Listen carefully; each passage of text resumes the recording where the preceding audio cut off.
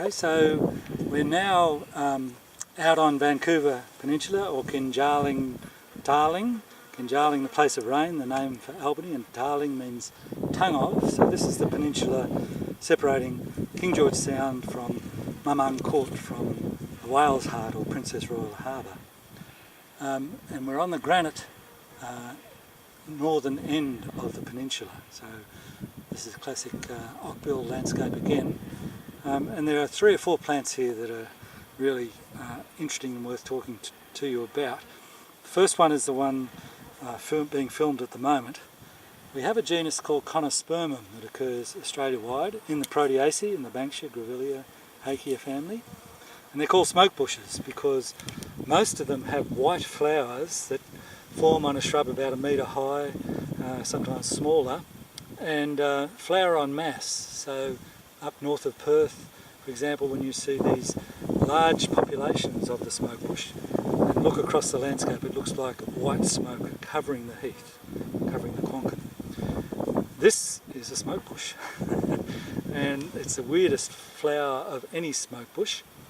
We don't understand anything about it, although we do know that we're right in the heart of honey possum country, Tarsipes, or Neural Pianka, the Noongar name, which are the only non-flying mammals on Earth that feed on pollen and nectar, and they're endemic to southwestern Australia, been here for their lineage 40 million years.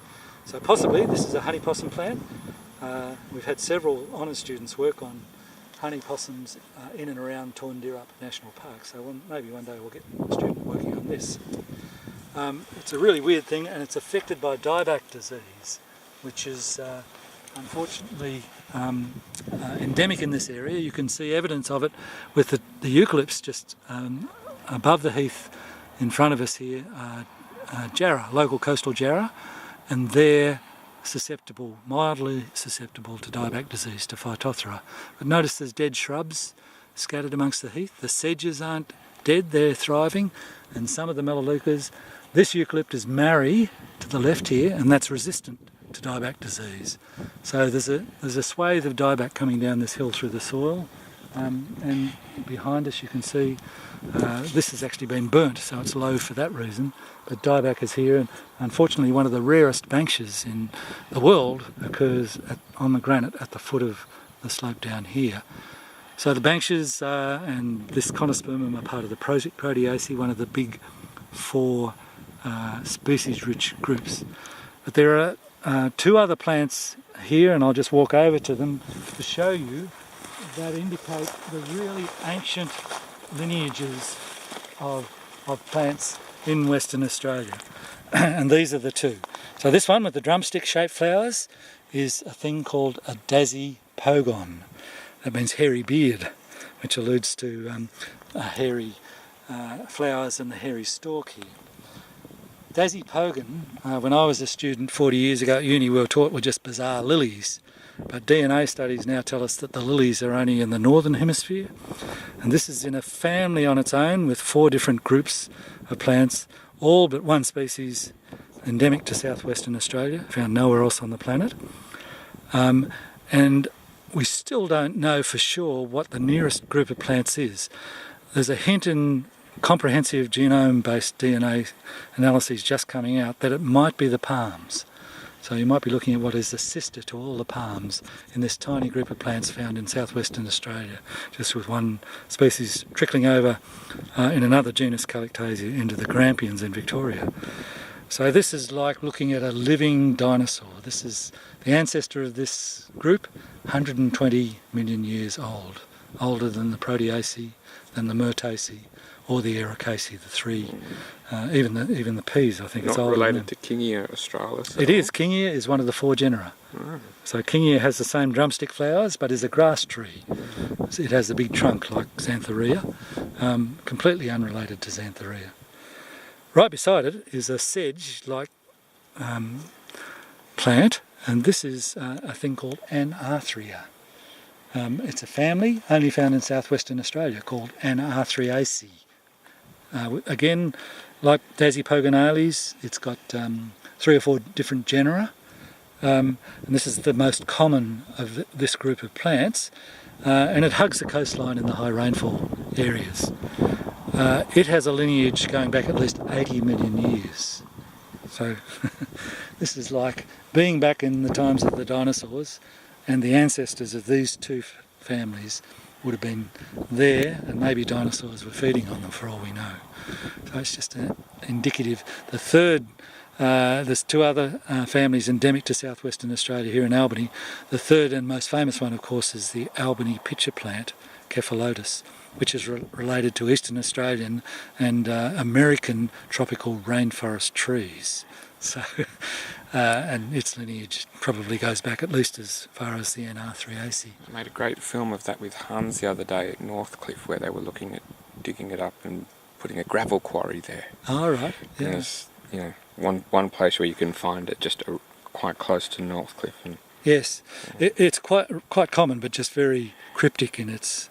You can see it after fire because it occurs on seeps oozing into peat swamps under myrtaceae shrubs. So after fire you can find it quite readily, but closes over within 2 years, and good place for tiger snakes, so it's not the ideal place for botanists. And it's dead easy to grow too, just a single leaf cutting and you can grow a plant.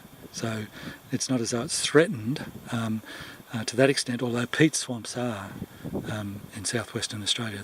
If they ignite, they're gone for. It takes thousands of years to build up peat, as you can imagine, in this seasonally wet climate. So that's Daisy pogonalis. We've seen Conospermum, and the last thing I wanted to show you is this white-flowered shrub just up here.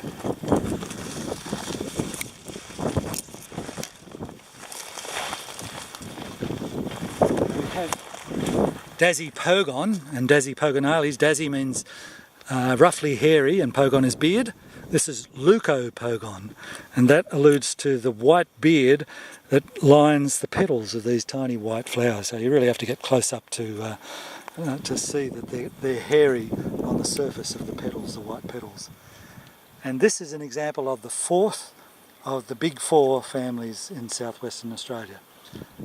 They were called the Epacridaceae, named for what is now a subfamily of the Ericaceae. So Erica, which is widely grown in cultivation in the northern hemisphere.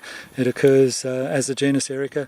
800 species of Erica in the Cape region of South Africa, so it's the richest genus of plants over there as well. Explosive speciation and long-term persistence with limited extinction, basically, is the recipe. And leucopogon is an example of that. Right across Australia you'll find it. Probably 100 or more species of this genus. Many of them, most of them in fact, are classic OCBIL species. They occur on what you're seeing here, these really old granitic landscapes, climatically buffered by oceans for tens of millions of years, and rainfall has leached out all the nutrients, so you end up with basically mineral quartz derived from the granite, the white sand here, which is so low in phosphorus it's almost unmeasurable. This genus then is particularly rich, not so much on the granites themselves, but in the deeper soils that are shed from the granite outcrops of the really old landscapes. So it's a great place to see. In fact, where we're standing now, we've got the big four, plus the really old two, if I could put it that way. So we've got Myrtaceae, the myrtle family, represented by Eucalypts and Melaleuca. We've got Proteaceae here, we saw Conospermum, and there are 7 or 8 species of Banksia in this little community here, including one very rare.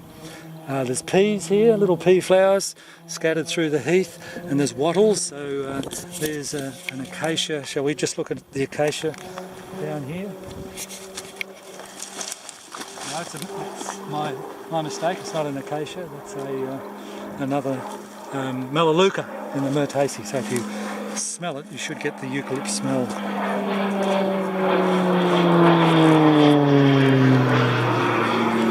We're being strafed by a training flight of the RAAF, I think. So the acacias aren't here, but and then we've got Ericaceae, the big four. Myrtaceae, Proteaceae, Fabaceae, Ericaceae.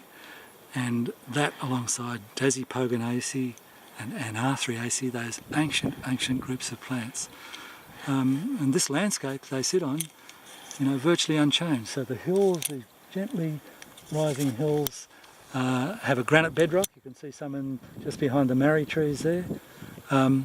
That's essentially timeless, and all you've had here is a bit of erosion off the granite hills, but forming what we call OCBIL. And you'll notice just down to our left is Princess Royal Harbour, or Mount Mamung Court. Whale Heart is the Noongar name. And so right on the edge of that is classic young landscape. The peninsula we came out on from the good beach houses in the distance. The low flat peninsula, part of which has been burnt, is only 7,000 years old. Young, edge of water, enriched by the calcareous seashells and the like, with phosphorus. Completely different system. You manage and care for that young system, and you can disturb that young system in fundamentally different ways to this place. Even just driving in a vehicle with a clod of earth that big, that's got dieback disease in it here, kills the proteaceae by and large, kills a lot of the fabaceae, some of the ericaceae, and some of the myrtaceae. And even though this is largely fire caused, this low heathland or quonkin here, part of it is due to dieback disease, which was introduced upslope and is slowly creeping down through this phosphorus-deprived soil and knocking off all those susceptible plants. So that's just an example of simply driving once an infected vehicle or walking with infected boots into this landscape in wet soil conditions. The consequences can be as devastating as what you see before us.